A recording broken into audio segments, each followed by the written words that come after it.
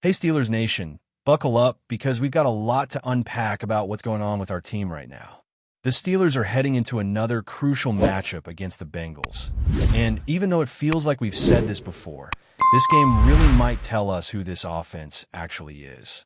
The thing is, every single week, no matter how the headlines start, the conversation always circles back to the same point.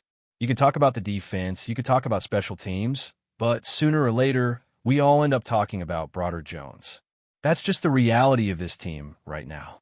Until something changes, until he puts together a few consistent games, the focus is going to stay right there on that left side of the line. The tape from Inglewood wasn't kind to him, and you can tell by the way the game played out that the offensive line as a whole had one of those long nights you'd rather forget. 3 sacks on Aaron Rodgers, 5 quarterback hits, and even a safety. That's not the kind of stat sheet anyone wants to look at after a long flight home. But within all of that chaos, there's a story developing about how this line is shaping up. On one side, you've got Zach Frazier holding it down like a rock. That guy just grades out well every single week. Mason McCormick is solid too, and Troy Fautanu has been lights out for most of the season. But when you slide your eyes over to the left to where Broderick lines up, the picture gets a little fuzzier. That's the side where things start to fall apart. And let's be real, it's not like he's getting a ton of help right now. With Isaac Seumalo out, the protection schemes have been thinner, and when that happens, the weak spots stand out. To be fair, Broderick's season hasn't been a total disaster. Over 500 snaps and only 1 penalty. That's improvement, especially considering last season, when he had that stretch where it felt like every other drive ended with a flag on him. But then you look at the 6 sacks allowed, the 21 pressures, and those numbers put him in the bottom third of the league among tackles. That's where the concern comes in, because you don't want your blindside protector sitting that low in the rankings when your quarterback is trying to find rhythm behind a new offensive identity. Rodgers, for his part, has said all the right things in front of the cameras. He's praised Broderick's effort, called him solid, said he's proud of his progress over the last 7 or 8 games. But you could almost hear what he didn't say out loud, that maybe those guys could use a little more help from time to time, a chip block here, a double team there, especially on the road when communication breaks down. And honestly, that subtle hint from Rodgers says a lot. Because when this offense was at its best earlier in the season, remember that game in Dublin?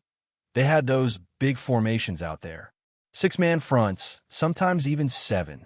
It wasn't flashy, but worked. The protection held up, the run game opened, and Rodgers actually looked comfortable stepping into throws. That's what's missing right now. In Inglewood, there wasn't a single drive where he looked settled. Not once did we see him in a clean pocket scanning the field, going through his reads, deciding between multiple options. It was chaos from start to finish, and that's no way to win in this league. So if you're looking for answers, you start with that. You figure out how to get your quarterback back to a place where he trusts what's in front of him. And that's where this offense needs to find its identity again. We can talk about receivers, we can talk about play calling, but none of that matters if Rodgers is bailing out of the pocket before the play develops. You got to rebuild that confidence. You got to put Humpty Dumpty back together behind that line, as the saying goes. Maybe that means going back to those heavy sets, keeping Darnell Washington in to block more often, bringing in Spencer Anderson to help seal the edges. If that means fewer wide receivers on the field, so be it. Honestly, who's going to miss them after what we saw in Inglewood? You could run with DK Metcalf and a bunch of big bodies, feed Jaylen Warren, and just grind defenses down. That's how you start to find consistency again, by embracing what works instead of forcing what doesn't. It's funny because this isn't the kind of topic that makes highlight reels or goes viral on social media. Talking about offensive line play isn't sexy, but this is where games are actually won or lost. The Steelers can't get back to being the team we know they can be until that front 5 starts acting like one unit again. And right now, that unity only exists on half the line. The other half is still searching for answers. Broderick's got all the physical tools in the world. No one doubts that, but technique and awareness at this level are everything. When he sets his feet right, when he locks in his leverage, he's tough to beat. But when he drifts, when he hesitates or second guesses, that's when the trouble starts. Defensive ends at this level are too fast, too disciplined to let you recover once you've lost your base. So the Steelers have to decide. Do they keep throwing him out there solo, or do they tweak the system to protect him while he develops? That's where coaching comes into play. Arthur Smith's been known for building physical, ground-and-pound offenses in the past, but lately it feels like he's gotten away from that. Too much finesse, too much trying to outsmart people with scheme instead of just punching them in the mouth with power football. When you've got linemen who excel at run blocking, guys like Frazier and McCormick, you got to lean into that. Let those dudes fire off the ball, create lanes, and wear down the defense. Because when that happens, everything else opens up. Rodgers gets more time, play action starts to bite, and suddenly, this offense looks like it actually knows who it is again. There was a moment earlier this season where I thought they'd figure it out. That Dublin game felt like a turning point. Big bodies, simple concepts, execution over flash. But since then, it's been back to inconsistency. One week, they're balanced and tough. The next, they're chasing something that doesn't fit them. You can't find rhythm that way. And when the quarterback's confidence wavers, it spreads. It affects the receivers, it affects the backs, it even affects how the defense approaches its own series because they start pressing, knowing the offense might not hold up. It's a ripple effect that can sink an entire team if it's not addressed. So as they get ready for the Bengals, the mission isn't just to win this game. It's to rediscover who they are. It's to get back to being that physical, resilient, grinded-out offense that Steelers fans have always loved. Because if we're being honest, no one's asking for 50 points on the scoreboard. People just want to see discipline, identity, and effort. Hold on to the football. Control the clock. Set the tone. That's Steelers football. And it starts up front. Now, as for Broderick, this stretch of games might define how he's viewed heading into next season. If he can steady himself, if he can start stringing together clean performances, the narrative shifts. Suddenly, he's not a question mark anymore. He's a cornerstone. But if he keeps struggling, if the same issues pop up week after week, then the front office will have to start thinking long-term. And let's face it, they don't want to. They drafted him to be the guy for the next decade. So this is the moment where he's got to show that he can handle it.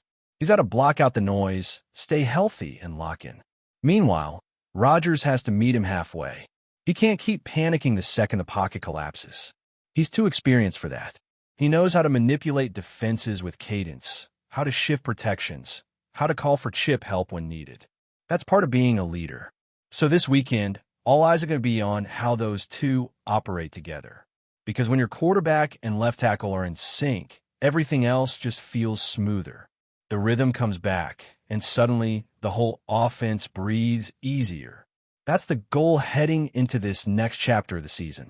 Not to reinvent the playbook, not to chase highlight reels, but to build something that lasts. To find that foundation again.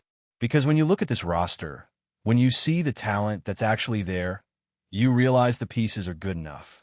They just haven't clicked in the right order yet. And that's what this week is about. Getting big, getting mean, getting back to Steelers football. If we're being completely honest, the problems we're seeing with the Steelers offense right now don't come down to one single player or one bad play call. It's a mindset issue, a rhythm issue, and maybe even a trust issue. When a quarterback starts second-guessing his protection, it changes everything. You can see in the way Rodgers is dropping back. He's not setting his feet, not scanning the field with patience. It's almost like he's waiting for something to go wrong. And once that kind of energy creeps into a team, it spreads faster than any opposing pass rush. The offensive line senses it, the receivers sense it, and suddenly everyone's playing just a little tighter, a little more afraid to make mistakes. That's not how winning football works. You got to play loose, confident, and connected. Right now, this group looks like it's thinking too much and reacting too little. And maybe part of that comes from how the game plan is being handled.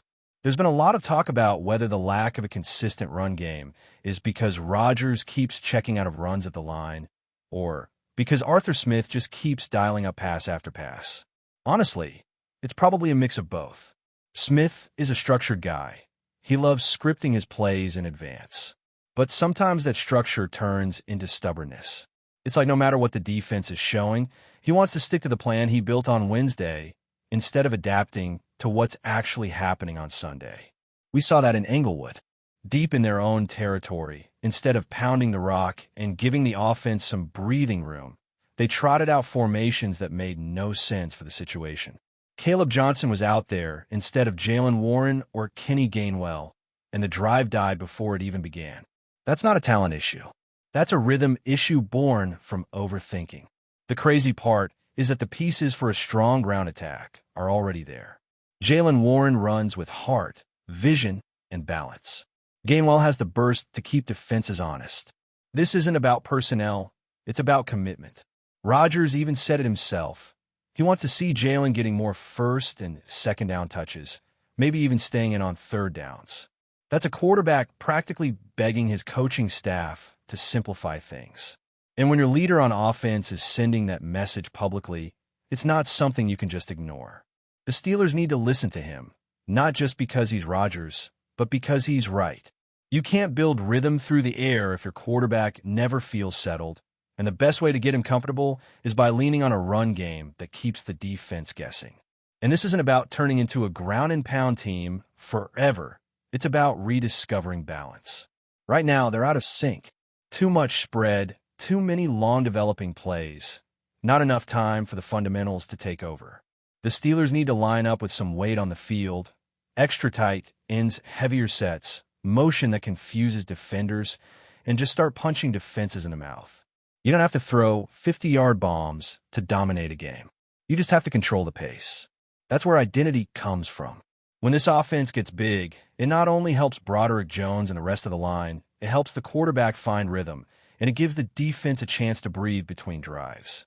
That's how you win tough games in November and December, not by trying to outscore people in track meets. The other layer here is leadership. Mike Tomlin knows exactly what kind of football wins in Pittsburgh. He's built his career on toughness, on preparation, on getting his players to buy into an identity that's bigger than any single game plan. But right now, it feels like there's a bit of a disconnect between the philosophy at the top and the way things are being executed on Sundays. When a team loses sight of who they are, it's usually not because of one decision. It's because the message isn't being reinforced enough. Tomlin has to step in and remind this group that Steelers football has always been about physicality, discipline, and execution. Fancy play design means nothing if you can't win at the line of scrimmage. But before we dive in, don't forget to subscribe to Steelers Nation Central and hit the like button on this video. Your support helps us keep bringing you the latest updates on the Pittsburgh Steelers. And don't forget to share your thoughts on the news in the comments below. Whispers are growing louder around the Steel City, and if there's any truth to them, the Pittsburgh Steelers could be on the verge of a move that would shake up their secondary. According to multiple sources close to the situation, the Steelers are reportedly studying the possibility of signing a high-profile free agent defensive back, a player described by insiders as a proven game-changer and the kind of leader you build a secondary around. While no names have been officially linked yet, speculation has already taken hold among fans and league insiders alike. The timing feels deliberate.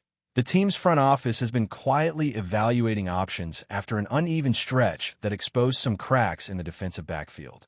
With Pittsburgh's trademark physicality on defense, adding a veteran with elite coverage instincts could be exactly what head coach Mike Tomlin and defensive coordinator Teryl Austin are seeking.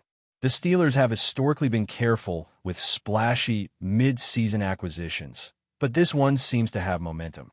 Reports suggest that internal discussions have been ongoing and that the team has done its homework on both the financial and locker room fit. One AFC scout noted, "If the Steelers pull this off, they'll immediately elevate their secondary from solid to special." For a franchise that prides itself on defensive legacy, from the Steel Curtain to Troy Polamalu's reign, this kind of move would signal both urgency and ambition.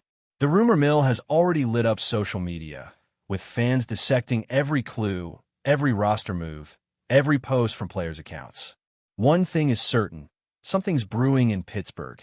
Whether this turns into a blockbuster signing or just another round of off-season smoke, the fact that the Steelers are even exploring such a bold move says plenty. The organization seems to know the window for contention is open, and if the right name is out there, Pittsburgh might just be ready to strike. That's it for this update.